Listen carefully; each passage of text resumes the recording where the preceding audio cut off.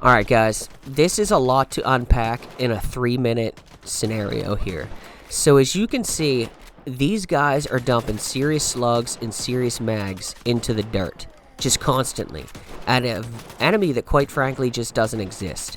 You'll see me run around here trying desperately to find this enemy as these guys just empty all their ammo, which seems infinite, into the ground. So what this is showcasing right here is apparently this enemy has spawned underground and these guys have laser vision and can find them no problem, which is another problem in its own right. So this just in the 75 hours that I played is the wildest thing that I've ran into, because the snowball effect gets worse as this clip rolls on. So I feel like this opened up a really good scenario for me to showcase multiple things in one instance. So that's exactly what we're going to do here. So as these guys continue to dump mags in, I press start to show that the detection compass doesn't matter where you are. Every time you press start, it pops up when there is aggro going on. That shows that the enemy knows where you are at all times. It just does not matter. That means that they can laser in on you at any distance as long as they're spawned in the game. And that's a huge problem. I have no idea where that guy came from. I didn't kill him. I never even seen him. So what I'm going to do here is I'm going to back up and get these guys to despawn. And I was backing up. I noticed this guy got downed by a blade of grass, apparently, that got too aggro with him. So I run back to pop a stim in him because he literally got downed by an invincible enemy. So back to backing up. As I'm backing up, I notice another group spawns in next to me out of nowhere. And you'll see them here on the left along with a grenade. So I'm just flabbergasted at this point. And anytime now, we're going to get these guys to despawn. And if alife was working, first of all, they don't phase out of existence in the old games. They stay. They're persistent. But if alife was in the game, as I run up here, they should come back in the game, because persistent AI means they carry on the zone, they have their own tasks, they got stuff to do. But these guys despawning just shows that it has been replaced by a random spawn system, and once these guys are out of your viewpoint, they're gone forever, meaning there is no persistent AI, meaning there is no alife. And salt on the wound, the fucking group that spawned next to me as I was backing up, they disappeared too, because apparently running back to that original group put me over the 100-meter threshold on this group as well. I mean, what? So if that wasn't proof enough, here is a clip that I got from a guy that I'll tag here on YouTube. These guys spawned right next to him, like in the game. Go to his video, check it out. They spawned right on top of him, and he follows them to watch them phase out of existence. Same scenario. If alife was in the game, that guy that just popped out of his range of view should come back in if everything is persistent. But no. Instead, he runs up just to find this guy has disappeared out of thin air. Meaning there is no named NPCs carrying on tasks. They're just randomly generated.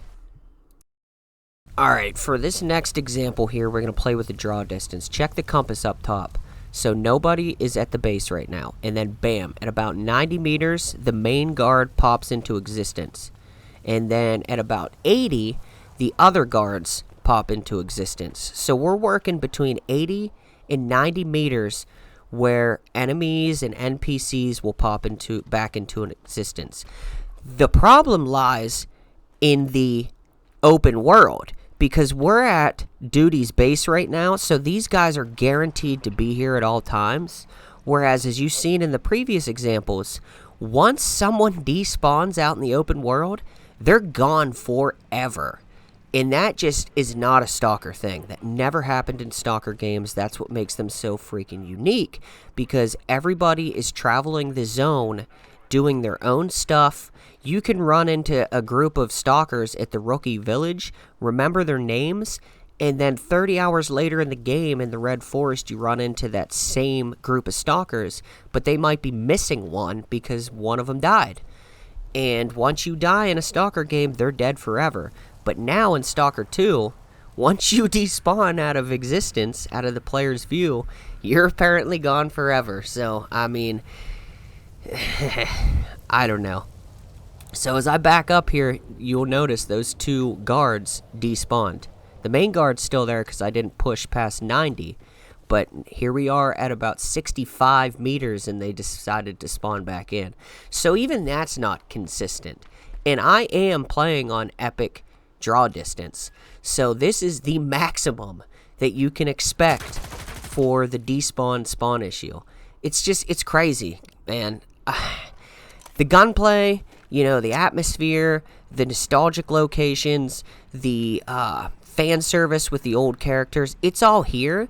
But the core mechanic in alife being missing, being replaced by this generic spawn system, oh man, it really hurts the game so bad. I hope GSC can get on this, and get on it fast.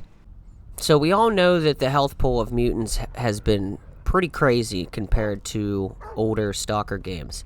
But have you tried jumping up on a box before, or getting elevated, and watch the AI of the mutants break? Well, if not, you're about to see it, and once you see this, you'll never be able to unsee this. In fact, everything I show in this video, you can replicate easy. So here I jump back off, and you notice, as soon as I jump off, they all just universally, collectively, know that I jumped off, and they all charge. As soon as I jump back on an elevated surface, they all run and hide. And in the hiding place, it's so damn good that they know damn well if the player can see them or not. They hide so well that there's no way you can pop a shot on them. I mean, look at this. It's just so crazy how this plays out. Like, as soon as I jump off, all the dogs, I mean, they're hiding in multiple different places, but each of them, every hiding place, just all at once know when I jump off an elevated surface, and they all charge me. In the second that I get back on said elevated surface, they all run and hide in the absolute perfect hiding place to make damn sure that the player can't see them. I mean, these are blind dogs we're talking about, guys. They can't even see me, but somehow they telepathically just know when I jump off of a surface and know when I jump back on said surface. I mean, this just is not Stalker. This has never happened in Stalker. If you jumped up on an elevated surface in the old games, they would circle you until you either killed them or jumped off that box or wherever you were. So here's a nightmare scenario. So I run into a bloodsucker spawn, and I think the video speaks for itself. These guys just kept coming, and I did the platform trick where I would stand up high, and they would all hide. That's why you noticed those 4 bloodsuckers back there all behind something. Same with these 2. So we got 6 bloodsuckers in total that just kept spawning in every time I would, jack around in this area.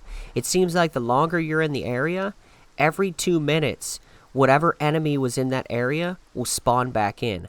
I actually had more bloodsuckers spawn back in after this, so I just ran. Alright guys, so for our last example, we're here in the cooling towers at the skid assembly plant, and I urge you guys to come here and try this yourself. But here's the thing, you can do this at the sphere, you can really do this at any POI where enemies spawn in at. So this is the most egregious example of infinite spawns that I have came across in my 75 hours. I mean, I've been able to replicate it many times, but I stayed here for a full day-night cycle just to see how bad this really was. And I obviously cut this up because unless you guys want to hang with me for 30 minutes watching me, shoot wave after wave of enemies and listen to me yap, I figured for you guys' sakes that it would be better to condense this as much as I possibly could. But you'll get the picture. After watching this 6-minute segment, you will understand fully.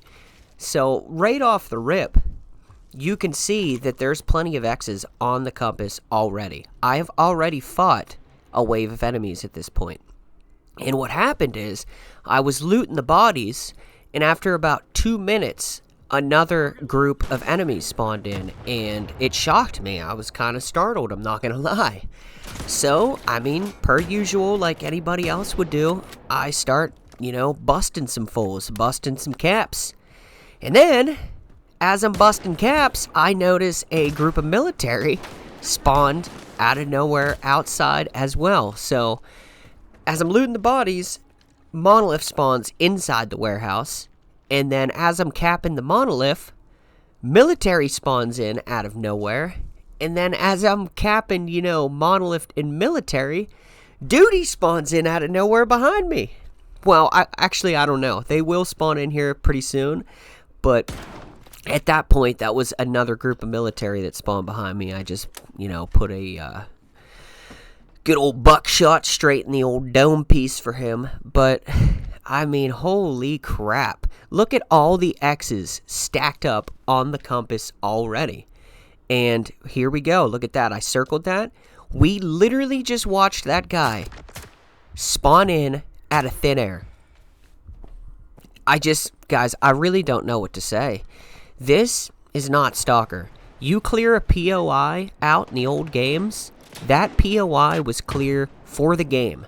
Generally, what would happen is, whoever controlled that region faction-wise, so let's just use the garbage as an example, and we'll use Clear Sky. So, bandits historically have always, ran garbage, per se.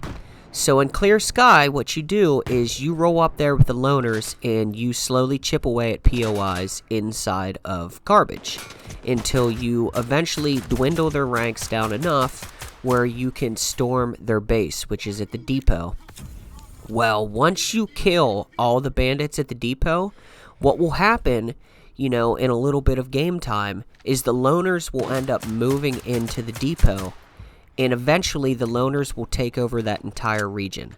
So you get that sense of progression as you clear POIs, because it really makes you feel like you're making the zone a safer place.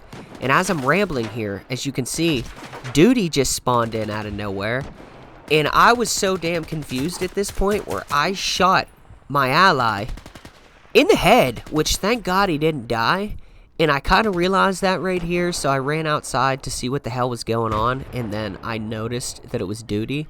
He didn't like that I was pointing my gun at him, he pointed his back, but we kind of had this mutual understanding that there was some weird shit going on in the game, and I think he understood me for a second that I was kind of dealing with this infinite spawn issue, so he let me slide. But just a second ago, you seen all those X's. I mean, it is insane how many bodies that I have stacked up at this point. Look at this. It is wild. Started out in the daytime. Here we are, in the evening. It just continues to get darker. And guess what? Boom. Out of nowhere, another group of monolith. You could tell that they just spawned out of nowhere because they didn't even have their guns out and stuff. They just, I don't know. It's jarring, too, because when they spawn in, they're kind of like at an idle state. They really don't know what the hell is going on. And then it didn't even matter that they didn't know what was going on. You could see the compass, the detection compass, immediately, like right there, started targeting the player, even though they haven't even been in the game for a couple seconds. Let me just say, if you've never played the old Stalker games, that never happened. And I know I alluded to this in the earlier in the video. That doesn't happen. People roam the zone. They don't disappear. They don't spawn in out of nowhere. What happens is they go into like an offline mode when you're not near them. So it saves on resources. In Stalker 2, they just despawn and they're gone forever. So no named NPCs are roaming the chimichang. Look at all those X's, guys. Look how much money I stacked up by the end of this. So I mean, listen, if you want me to drop the full unedited clip of that, I can. But I think for the time being, I'm going to post a video next on how alife worked in the older games for the people that don't understand.